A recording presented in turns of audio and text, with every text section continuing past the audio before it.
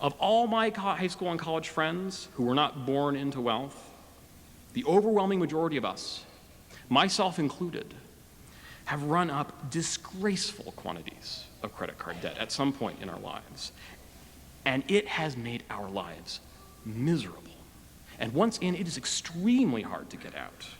Compounding interest, arcane and ever-changing fees, insidious debt collectors, and the underlying lack of actual money make absolutely certain of that. And for those of you up on current events, do not expect the upcoming credit card legislation to help prevent you from shooting yourselves in the feet. At best, the laws would keep the gun out of your hands until your junior year. Graduates, please, please, please avoid credit cards. If you want to buy something, just save for it. If you have an unavoidable big-ticket expense that you could never hope to pay for without incurring debt, like a medical expense or a house purchase, do the work and take out a fixed-term loan from a reputable bank, preferably a local one, and know how you're going to repay it before you ever sign the dotted line. But above all, work and save 6 to 18 months of living expenses. That's my first piece of advice. The second piece is intended for you after you've gotten down to basics of working and saving. I envision this being useful sometime after your junior year of college or your early 20s. The advice is this: learn to cook, and cook really well. As a concrete goal, I advise that you get to a point in your life where you cook 90% of the meals you eat in a week and enjoy all of them thoroughly. Now, I know this seems like a little bit of a non sequitur, but the value of food, good food at that, is something worth reinforcing, especially here.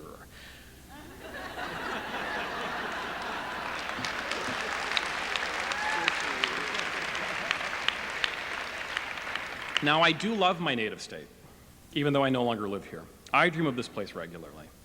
But I feel compelled to point out that the words Hoosier and cuisine rarely appear together in the same sentence without some intervening negative term. For all the productive capacities of Indiana's farms and gardens, we Hoosiers do not excel at the preparation of food.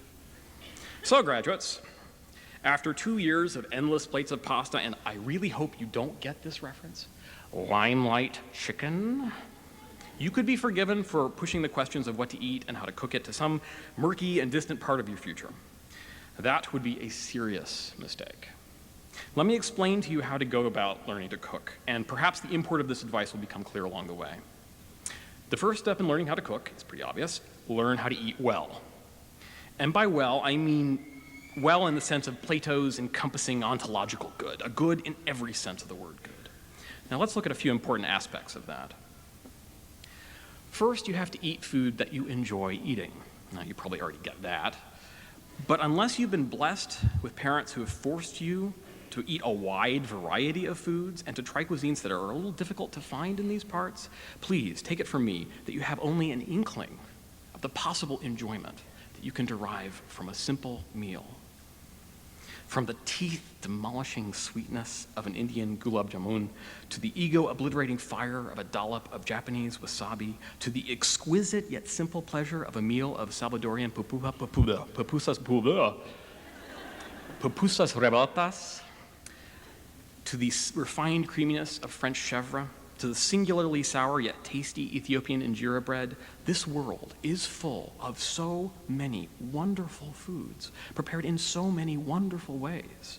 You really can and should eat your way around the world, if only to see where your palate lies. Second, you have to eat food that makes you feel good. And by good, again, I mean that encompassing ontological good. Not just good at the moment you taste it, but good for hours afterward in your memory. Not just leaving your mouth feeling good, but your throat, your stomach, your skin, your heart, your brain, the works. Not just good as an experience, but good for your existence as a whole. Every one of you is unique. And while we share a lot of physical structure, every one of you has different nutritional and emotional requirements from food. Despite the uniform and comforting presence of FDA nutritional facts, USDA food pyramids, and a gazillion books on what to eat and why, there is no magic formula for figuring out what you require from food.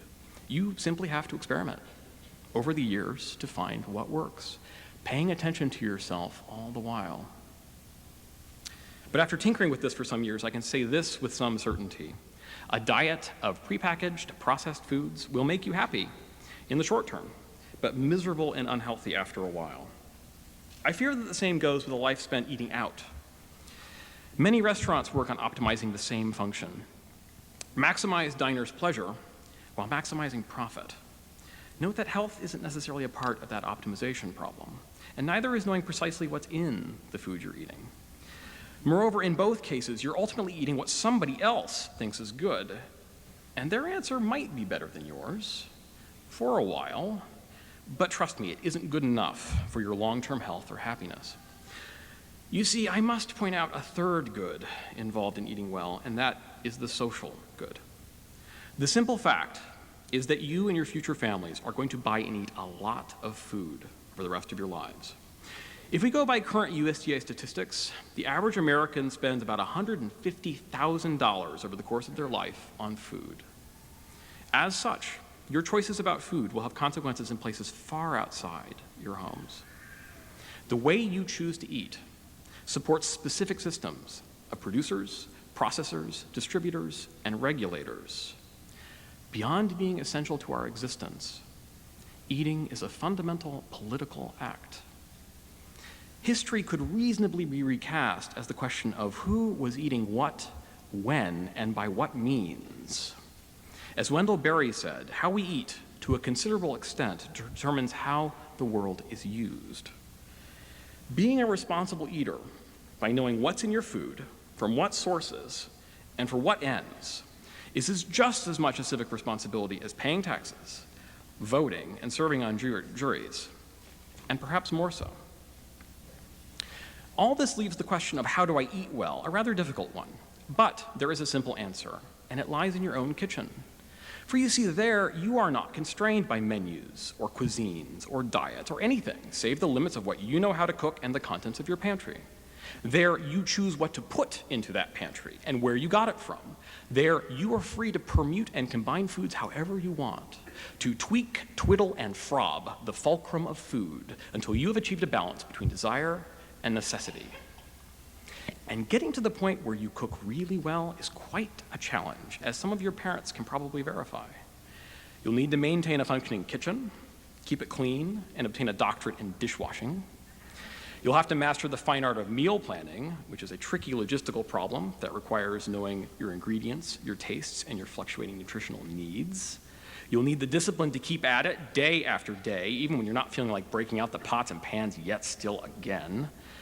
Moreover, food isn't cheap, so you'll be leaning heavily on that first piece of advice I gave you. And on top of all of that, you'll need to figure out how this whole cooking thing works in the first place, which implies a lot of hours in the kitchen making a huge mess and setting things on fire. Frankly, calculus is a lot more tractable. But not only will cooking well improve your life, but it will also improve the lives of those around you. You see, cooking solo is not nearly as enjoyable, educational, or economical as cooking with and for other people. Ultimately, it ends up forcing you to find friends who share your food values and to figure out how to explore food together. It provides no end of excuses to get people into your kitchen and to sneak into other people's kitchens. And further, should you eventually choose to start a family, your food values will be what your kids carry out into the world and what they in turn pass along, at least partially, to their children. Let's assume you pair off and start binary family trees. By the time you have grandkids, your decisions about food will become the best $1 million you've ever decided how to spend. Which reminds me, graduates, fellow nerds, if you still aren't convinced, woo, by my hat, I'll leave it there. If you still aren't convinced by the utility of feeding yourself, consider this. I know of no more efficacious third or fourth date than preparing a fine meal. That old adage about a man's